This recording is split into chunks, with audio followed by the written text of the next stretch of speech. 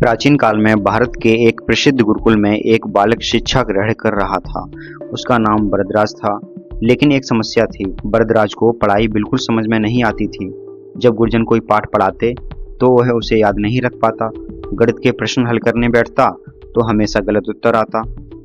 संस्कृत के श्लोक याद करने की कोशिश करता लेकिन कुछ ही देर में सब भूल जाता। चाहे गुरुजी कितनी भी मेहनत करें वह हमेशा भूल जाता। धीरे धीरे उसकी यह कमजोरी पूरी कक्षा में मजाक बन गई।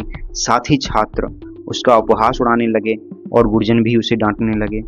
गुरुजन ने उसे कई बार समझाने की कोशिश की, कई बार सिखाने की कोशिश की, परंतु जब वह सीखने में असफल रहा तो एक दिन उन्होंने क्रोधित होकर कहा, तू नालायक है, तुझसे पढ़ाई नहीं होगी। हमारा गुरुकुल विद्वानों के लिए है, मूर्खों के लिए नहीं। यहाँ से चला जा। गुरु की यह कठोर वाणी सुनकर वरदराज का हृदय टूट गया। वह आंखों में आंसू लिए गुरुकुल से निकल पड़ा। उसे समझ नहीं आ रहा था कि अब वह क्या करे, कहाँ जाए। उदास मन से चलते चलते वह एक कुएं के पास पहुंचा। गर्मी के कारण उसे प्यास लगी थी, इसलिए उसने कुएं से पानी निकालने के लिए बाल्टी उठाई।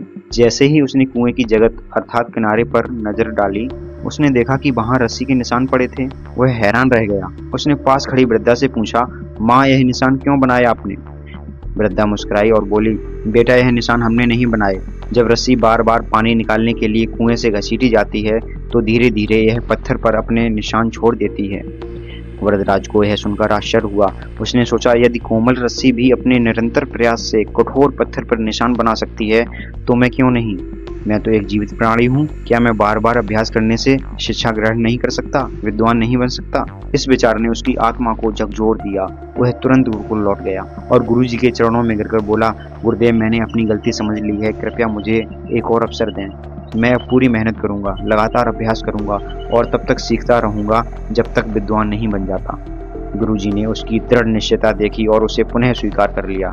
इसके बाद वरदराज ने दिन रात परिश्रम किया। वह कठिन से कठिन प्रश्नों को हल करने लगा, संस्कृत शास्त्रों को मन लगाकर पढ़ने लगा और अभ्यास में कोई कसर नहीं छोड़ी। समय के साथ वह गुरुकुल का सबसे मेधावी छात्र बन गया।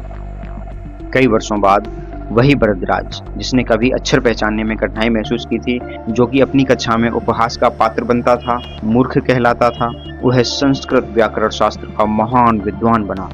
उसने कई महान ग्रंथों की रचना की, जिसमें सार सिद्धांत कौमुदी, मध्य सिद्धांत कौमुदी और लघु सिद्धांत कौमुदी शामिल हैं, जो आज भी आज के विद्वानों द्वारा पढ़े जाते हैं। दोस्तों, वरदराज की यह कहानी हमें सिखाती है कि असफलता का अर्थ यह नहीं है कि हम कभी सफल नहीं होंगे।